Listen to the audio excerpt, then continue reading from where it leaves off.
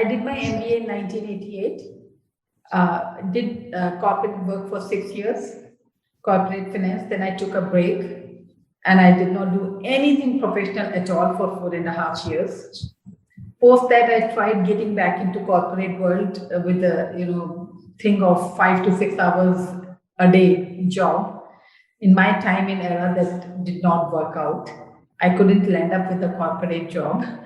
So then I moved on to financial coaching, trainings, workshops for corporate bodies. And in the meantime, I also did my CFA one, and then I did CFP. So along with when I did my CFP, that's when even till then I was managing our own portfolios, even before I did my CFP. But once with CFP, I really realized that this is the way it should go about. And then I started taking few financial planning clients. But even then, my corporate consulting was a major source of my professional work. And then I started doing lots of CFP training. In 2012, when SEBI came out with new rules and regulations, actually, they started talking in 2011 and 12. That's when I realized that this is where I would like to build up my practice. So I spent the whole of 2012 in developing the tools that we need to develop this practice. That is, we have our own psychometric analytical practices tools. We have our own financial planning software. And 2013 started practicing this. That was, I was the first one in Tamil Nadu to get this license of RIA. And so right from day one, we've been fiduciary, 100% fee only, not an iota of commission in our business or across relatives or friends or family or spouses. And that's what it has been. So I'm a returnee. I've done everything around finance in my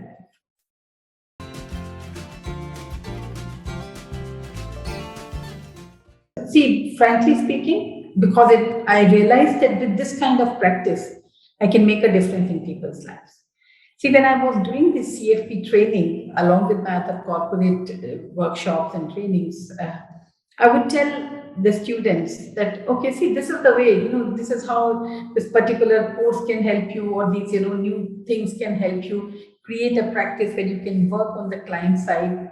And I could see the disbelief on their face that, we go sometimes, we say that those who can't teach, that's the kind of disbelief I would see on their faces. And when these rules and regulations came out, I said, okay, that this is something which we can do, we should do. So let's go ahead and do it. And that's the reason, that was the biggest motivating factor, that a fiduciary practice can change people's personal finance life. If you change people's personal finances, their life changes. Now, it does not mean that people become wealthy and they become happy. But it is that when their finances are in order, whatever money they have, whether it's less or more, but if it is in order, life is peaceful. And that's a major difference which someone who really knows finance works on the client side. That means listening to the client, looking at their lives, and then doing the things around that. That was the biggest motivating factor for me to start this. Fortunately, I could do what I wanted to do. I feel very happy that we could make a difference in our clients' lives. We have people, clients who have become our friends, and friends who became clients, and they come back with more references and more clients. I don't remember doing any marketing for our practice. We get people with reference, and we love the job that we do. The compliments that we get from our clients is something which wakes me up in the morning. And, every morning there's a desire to get out, sit in the office, and then do my job. It's never a job for me.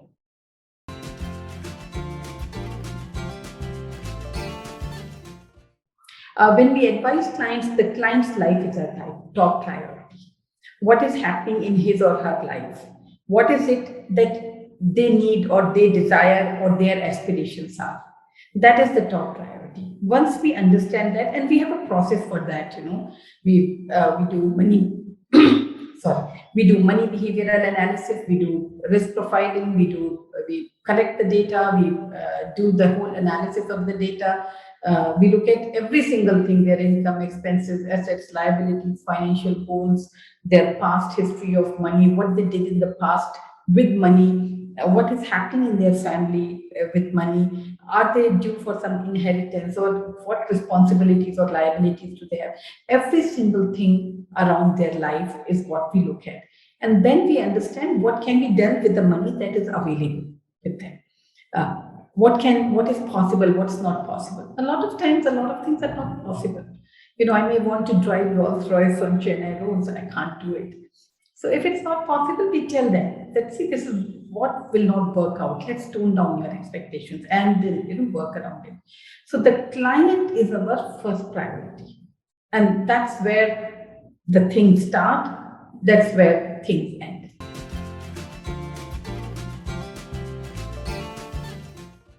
See, we provide holistic fiduciary whole life planning kind of services. So we do not give it a specific name of whole life planning or life transition planning, but we look at every single aspect that can be connected with client's personal life. Now that can include their risk management, financial risk management, what all stuff will be needed or not needed for them to be able to manage their risks properly. That will of course include portfolio management, investment. Tax planning is a major part of what we would like to do for our clients and what we do. Estate management, that means, estate planning, that means writing their wills or nominations documents. So these are the standard things which are done for every single client of ours. Beyond that as well, at any point in time, if a client has any issue around their personal finance, we are there for our clients. As long as they are there with us in a contract, we handhold them through every single personal finance thing in their lives. It can be, shall I buy this property? Shall I not buy? Shall I live in a rental house or shall I live in a own house? Sometimes even career-oriented things. Can I take this chance? Can I take this early retirement or not? Can I take a break from my career or not? A lot of youngsters these days come and they say, okay, by 40, I want to get out of my active working life.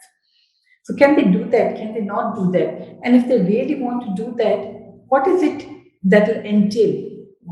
How much should they save or invest? Apart from that, what is the mindset that should happen? A lot of women want to take a break when the kids are going for a board exam or something.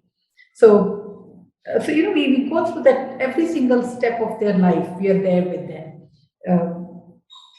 Sometimes they can't really take retirement, and then we advise them, okay, consider a break of say 4 years, 5 years, then add some income to your routine, to your kitty, and move on from there. So anything and everything to do with that client's personal finance, we are there for them.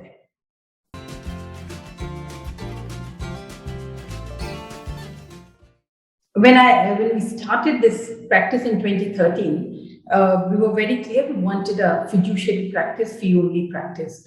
Although SEBI had come out with rules and regulations, but the industry had not come out with that model where advisors would only charge fees and charge with assets under advisory model kind of thing, and create a business model around it. So most of I remember once I was attending a session with one of speakers from Bombay, and after I said, okay, what is the kind of fee are they charging in Bombay? Because see, we being in Chennai, we sometimes feel we are kind of left out what's happening around the financial capital of the country.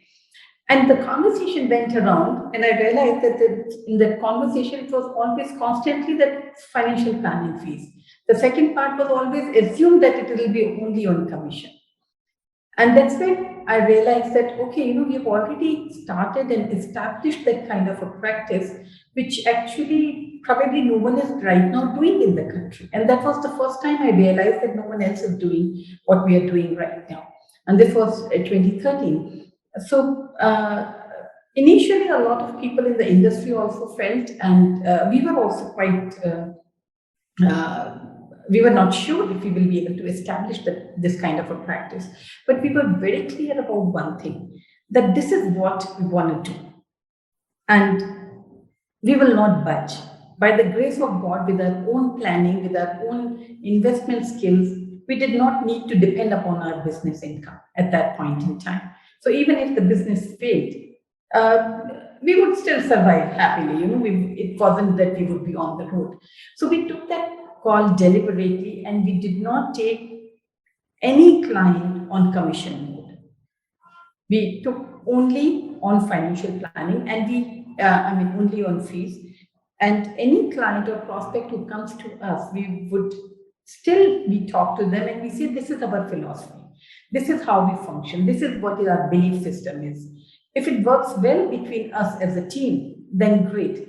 If it doesn't work well as a team, both of us will have more options. We'll have more clients and you will have more advisors. But we work in an absolute fiduciary manner, and we expect our clients to respect our talent and knowledge and pay us the money that we deserve. So that is something with which we started over a period of time. It proved that that was not a wrong philosophy to work with, that was not a wrong concept to work with, in terms of client satisfaction, in terms of results that we could give to the clients, in terms of how our own practice within the organization evolved. See, if any client comes to us, we are never talking products to them. The whole office is tuned into that environment. That's the first thing is, okay, what does the client need? What is happening in his life? What is not happening in his life? What is going wrong? And the matter of fact is that most of the people who come to us if they come in their late 30s or early 40s, there is so much of stuff which have gone wrong. And that needs at least 1 year to rectify, correct it, put it back in place, and then start the journey of wealth creation and comfortable life with money. So that is the way we did it. And now our office, our practice is totally tuned into that. Someone asked me once that, what if 2008 happens tomorrow? Whom will you blame? We can still say that, okay, the fund manager did that, and whom will you blame? And our answer is very simple. We take that onus that if 2008 happens tomorrow, our clients should be safe. It doesn't mean that their portfolio will not go down, but their financial life should not get affected. Our strategy should be like that. 2020 proved that, all those months we could handhold the clients when the markets were absolutely bad and the situation looked absolutely uncertain. We could handhold our clients. We were also clear, sure about few things, and it paid off to everyone. So we've gone through all those multiple cycles now. Works out, in my opinion, the fiduciary model, sorry, that's a strong statement, but in my opinion, fiduciary model is the only model which can work in long term for an investor. At any point in time, if there is a conflict of interest between the advisor and the investor, it is always very difficult to have a logically, take a decision which is not going to go against the investor. So maybe I would like to rephrase it, that in case the advisor has to choose between his bread and butter and the client's bread and butter, the tendency will always be to pick or choose his own bread and butter. That's the way human mind works. That's the way human brain works. So why have that conflict? To avoid that conflict, fiduciary is the only one that can function. So that's what I did in advisory practice. And in 2012, when I was wanting to start this practice, my husband, who is an IT professional, has been always in IT, he decided to join me. So because of that, we have our own software, we have our own systems, and we have been able to, create a practice which is sustainable, 100% fiduciary, and gives very good results for the investor. If I have to talk about how could we develop this practice, one thing I would like to mention here, my husband was my first client. And he was a model in a way. He said, okay, see, you are doing all these things for me. I don't see anyone, my colleagues, doing any of these things. He was at very senior levels in his IT company. And he said that none of them are doing this. And I wonder why. This is something that you should start. This is the kind of practice which should be started. So that was one big, one big example for me or for us to decide that what should be the model, what should be the steps that we should have when actually doing a client-side advisory for any investor. I did a whole lot of stuff around my son's life before I started working 14 hours a day for my own practice. And all of those things proved to be extremely useful in doing this practice, because I met lots of different kinds of people. I interacted with varied kind of people in my voluntary jobs and everywhere. Every single thing I feel culminated in creating a practice where we could understand the client and give them advice that would work for them. Beyond advisory, tons of things I've done. My white hair will say that there have been plenty of time in my life. I'm an environmentalist, worked with environmental education for children in the school. I love to travel. I've traveled all over the country, not half of the world, yes, a few continents in the world. Love to cook, love to stitch, love to knit, love to decorate the house. But more than that, love to influence people's lives in a positive manner.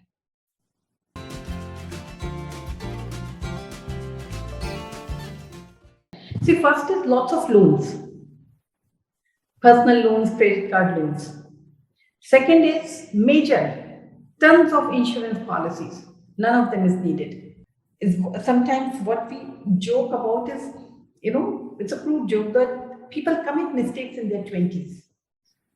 And then 30s is spent rectifying those mistakes. By the time they have reached their 40s, which is the peak of expenses, peak of everything, all responsibilities, parents getting older, children going to college, all responsibilities coming up in 40s. And you have just finished rectifying the mistakes of 20s. So now you are hand to mouth. Okay, this expense is on my head, that expense is on my head. By the time you cope with that, 50s hit you, and you are ready to, you're close to retirement. And then you're worried about, okay, what's going to happen in retirement? Now look at the reverse picture. If you don't make a mistake in 20s, what does it mean? I come out of college, I go to take up a job, I'm single. There's no responsibility, very little expenses. If I know how to take care of my money, I can easily put aside, some 30% of my money into long-term investment. Now, long-term investment means high income long-term investment, because I can easily take the risk of volatility. There's no problem about it. So by the time, if I start investing in 20s, by the time I reach my mid-30s or late 30s, I already have tons of money. In 40s, this money can continue to grow while my peak of, because 40s is also peak of income. So my current income takes care of most of the major current expenses. Even if that doesn't happen, then some bit of money from my previous corpus also comes handy. But now that money which I accumulated in 20 and 30 continues to grow. You have already, suppose if you have already accumulated, say, 1 crore by the time you hit 40s, by the time you are 52, that becomes 4 crores. Right? One becomes 2 and 2. So it takes the same amount of time for 1,000 to become 2,000, 1 lakh to become 2 lakhs, 1 crore to become 2 crores, and 10 crores to become 20 crores. But you look at the quantum. 1 crore quantum, 10 crore quantum, and 1,000 quantum. So the more the number of doubling periods in your life is so peaceful. So if youngsters don't make that mistake, their financial lives are going to be so much more peaceful that it's not funny at all. It sounds so simple, but it is simple. We did a lot of work around women in colleges and children in schools uh, so that they get educated and know about it. And fortunately, I did a lot of work with women. I did women only workshop on personal finance for years together. We did a local IIT alumni center as a monthly event, and lots of these women from all IT companies and professional women would come and attend that session, and that was free of cost. So that was more of a CSR thing. Did a lot of work around that, tried to include this education in local women's college so that women get into this education and start taking their own calls, start taking their own investment decisions. Realized that all these young girls who came along as my students, so many of them still are connected with me, and they write back and they say like, okay, ma'am, we learned something so wonderful that it has made our life great. I wish, more stuff would happen around that in the country. Every single child needs that education. Mutual fund investments are subject to market risks. Read all scheme-related documents carefully.